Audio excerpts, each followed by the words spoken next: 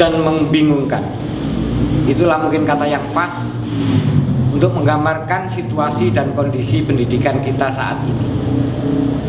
Satu sisi, pemerintah masih harus menghadapi wabah COVID-19. Di sisi yang lain, pendidikan harus tetap berjalan. Pendidikan tidak boleh berhenti. Sehingga yang diputuskan oleh pemerintah untuk sementara waktu adalah pembelajaran jarak jauh menggunakan daring. Meskipun kita tahu bahwa pembelajaran daring yang digunakan saat ini efek negatifnya luar biasa. Masyarakat melalui media sosial, media elektronik, baik itu radio maupun televisi, menyampaikan keluh kesahnya, menyampaikan isi hatinya, bahkan deritanya. Ini tidak boleh terus dibiarkan. Efek negatif yang paling dirasakan oleh masyarakat adalah faktor ekonomi.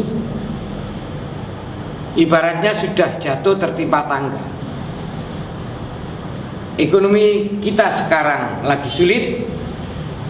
Mereka, orang tua wali murid harus menyediakan perangkat pembelajaran, mulai dari PC, laptop ataupun Android.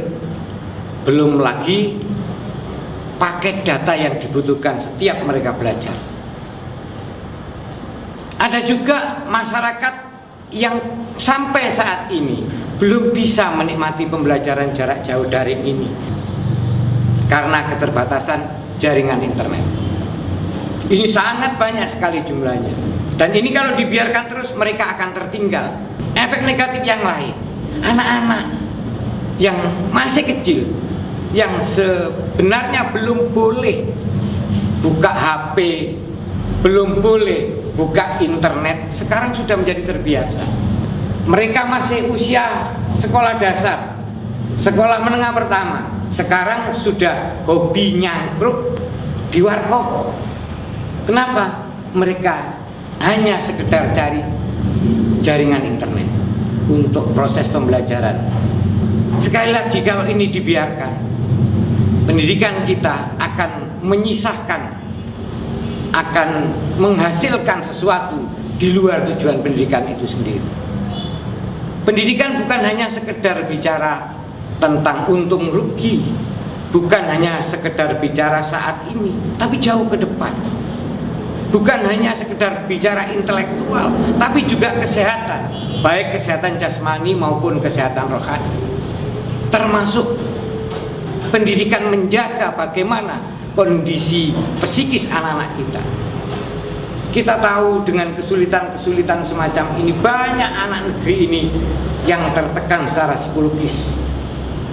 Ya karena kesulitan jaringan, karena tidak adanya uang, dan lain sebagainya. Di sisi yang lain, memang pemerintah ataupun semuanya masih dalam keterbatasan-keterbatasan. Kita memang harus menentukan pilihan. Bagaimana proses pembelajaran tetap bisa berjalan, tetapi tidak membawa dampak negatif, baik bagi peserta didik maupun pada masyarakat.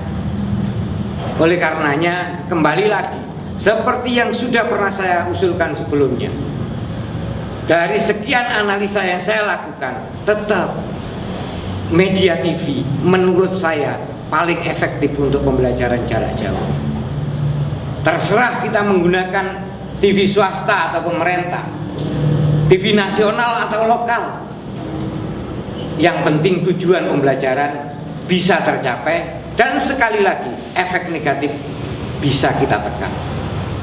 Kita mungkin masih ingat beberapa waktu yang lalu ada TV yang menayangkan program Galileo Galilei. Kita bisa belajar di sana, bisa melihat di sana, dan sangat senang. Itu sangat mudah bisa diterima oleh mereka yang menonton. Ibarat peribahasa, sekali dayung, 2, 3, 4 pulau bisa terlampaui. Dengan adanya program pembelajaran jarak jauh melalui TV ini, nanti akan kita rasakan suasana Indonesia belajar. Orang tua, guru, murid, semua belajar dari TV. Orang tua akan tahu materi yang sedang dipelajari putra-putrinya. Murid dengan enak, tanpa terganggu, baik itu penglihatan dan pendengarannya, sehingga konsentrasi pembelajaran mungkin lebih baik. Dan ini bisa menjangkau sampai seluruh pelosok negeri ini. Perlu diketahui, harga TV itu jauh lebih murah daripada harga Android. Artinya kemungkinan besar masyarakat punya kemampuan untuk mengadakan itu. Tidak lagi butuh paket data yang harus mengeluarkan uang.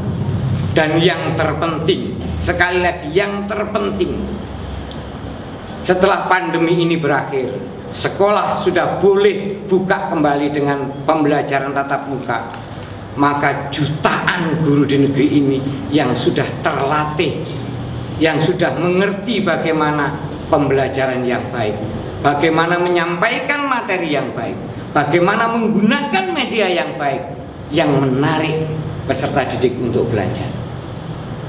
Sehingga tidak lagi dibutuhkan program guru penggerak atau program organisasi penggerak yang membutuhkan ratusan miliar rupiah itu. Anggaran itu bisa dialokasikan kepada yang lain, sehingga pendidikan di Republik ini tetap berjalan standar, tetap berjalan dengan baik tanpa meninggalkan efek negatif yang lain.